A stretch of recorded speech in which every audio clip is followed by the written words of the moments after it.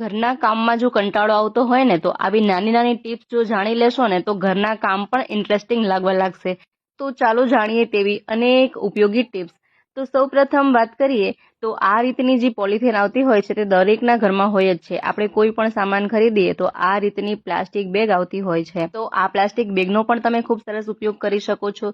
તો અહીં આ રીતે જે પ્રિન્ટેડ કોથળી હોય તેનો આપણે ઉપયોગ જોઈએ તો ઘણી વખત આપણે કોઈને ગિફ્ટ દેવાનું હોય, બર્થડે ગિફ્ટ હોય અથવા તો કોઈ પણ ઓકેઝનલી આપણે ગિફ્ટ આપવાનું હોય અને ગિફ્ટ પેકિંગ કરાવવા માટેનો આપણી પાસે સમય ના હોય અથવા તો ઘરમાં જ પડેલી કોઈ વસ્તુ આપણે કોઈને ગિફ્ટ કરવા માંગતા હોય તો તમે આ કોથળી જે છે તેનાથી તમે આ રીતે પેકિંગ કરી શકો છો, ગિફ્ટ પેક કરી શકો છો. જુઓ, આ રીતે કોથળીમાં આપણે બોક્સ અટેચ કરી દઈએ, ત્યાર પછી જે પણ કોથળીનો વધારાનો પાર્ટ છે તે કટ કરી લઈએ અને આ રીતે આપણે ગિફ્ટ પેકિંગ કરી શકાય છે. જુઓ, સરસ મજાનું એવું પેકિંગ થઈ જશે, લાગે જ નહીં કે આપણે આ ઘરે કોથળીમાંથી પેકિંગ કરીને આપ્યું છે.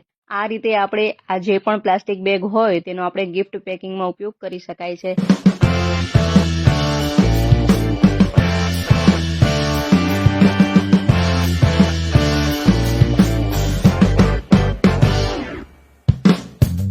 તો જુઓ, અહીં ગિફ્ટ પેક થઈને રેડી છે, લાગી રહ્યું છે ને ખૂબ જ સરસ. આના પર તમે સ્ટીકર લગાવી શકો અને રિબિન બાંધી અને ગિફ્ટ આપી શકો છો.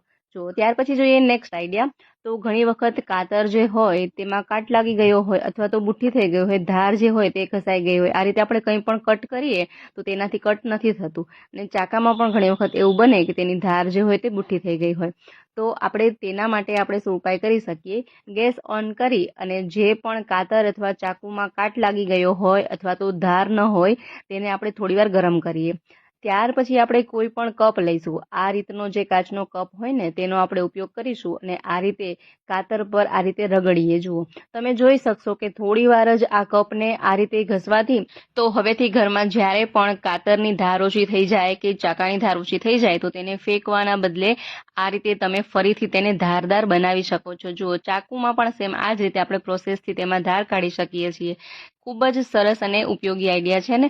જુઓ, તમે જોઈ શકો છો બંનેમાં સરસ ધાર નીકળી ગઈ છે.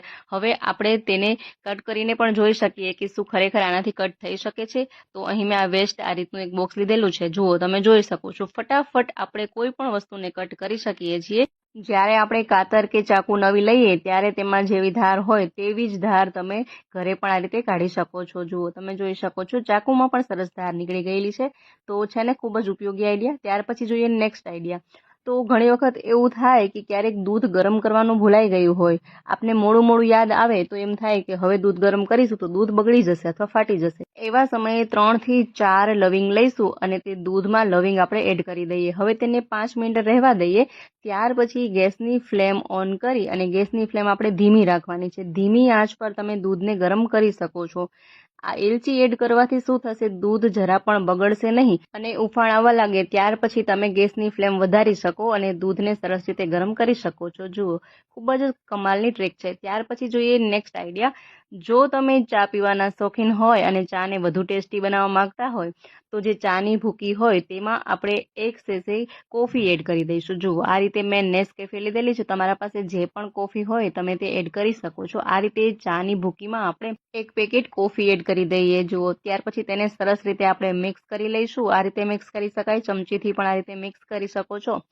ત્યાર પછી તમે જોઈશો કે જ્યારે આપણે ચા બનાવીશું ને ચાનો કલર પણ એટલો સરસ બનશે અને ચાનો ટેસ્ટ પણ ખૂબ જ સરસ લાગશે. જ્યારે આ રીતે ચા બનાવીને મહેમાનોને પણ આપશો ને તો તેઓ પણ વિચારતા રહી જશે કે ચામાં તો એવું શું નાખ્યું હશે કે આટલો ખૂબ સરસ ટેસ્ટ આવી રહ્યો હતો. ખૂબ જ સરસ મજાની ચા લાગશે. એકવાર જરૂર ટ્રાય કરી જોજો.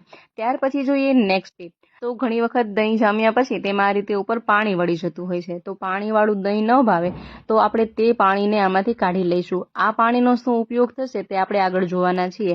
તો આ રીતે દહીંમાં જેટલું પણ પાણી છે ને તે બધું જ પાણી આપણે એક વાસણમાં અલગથી કાઢી લઈએ. જુઓ, ત્યાર પછી દહીં પણ ખૂબ જ સરસ એવું ઘાટું બની જશે અને ઘણા લોકોને પાણીવાળું દહીં ન ખાવું ગમતું હોય તેમના માટે આઈડિયા ખૂબ જ બેસ્ટ છે. અને આ જે પાણી નીકળ્યું છે ને તે પાણીને પણ આપણે ઉપયોગમાં લઈએ.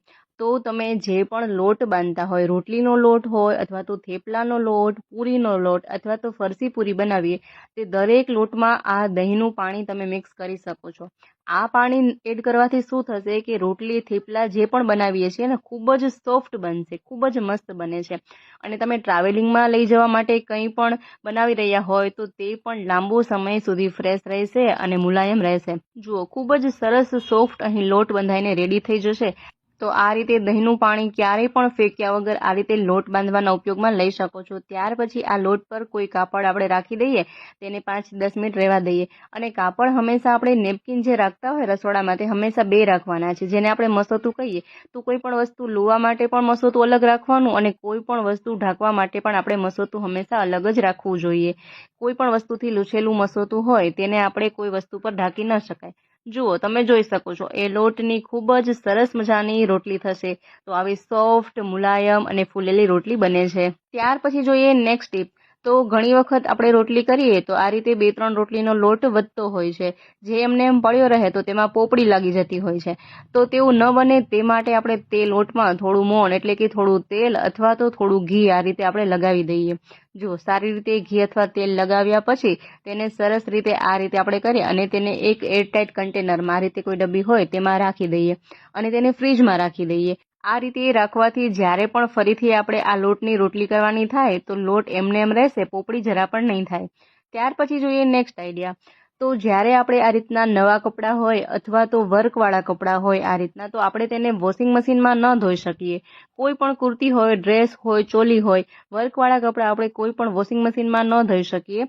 અને હાથે પણ આપણે ધોવામાં ડર લાગે કે આમાં આપણે સાબુ ન લગાવી શકીએ, ન બ્રશ લગાવી શકીએ, લોન્ડ્રીમાં દેવા પડતા હોય છે. આવા કપડાં હંમેશા આપણે ડ્રાય ક્લીન માટે આપણે લોન્ડ્રીમાં આપતા હોઈએ છીએ. પરંતુ આજે આપણે આ કપડાને ઘરે કઈ રીતે ધોઈ શકીએ એ પણ જોઈ લઈએ. જુઓ, આ રીતે આપણે બ્રશ લગાવીએ તો આમાંથી જે વર્ક હોય તે નીકળી જવાની બીક રહે, અથવા તો આમાં આપણે સાબુ લગાવીએ ને તો વર્કમાં સાબુ પણ ભરાઈ જાય. તો તેના માટે તમે શું ઉપયોગ કરી શકો, આ રીતે કપડાં ધોવાનું જે બ્રશ હોય તેના પર પહેલાં તો આપણે સાબુ લગાવી લેવાનો છે.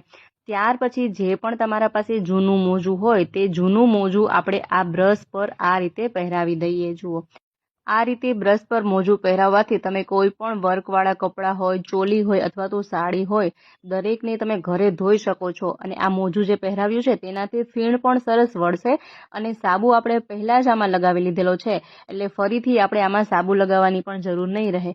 અને આ રીતે કોઈ પણ વર્કવાળા કપડાં આપણે સહેલાઈથી ઘરે ધોઈ શકીએ છીએ.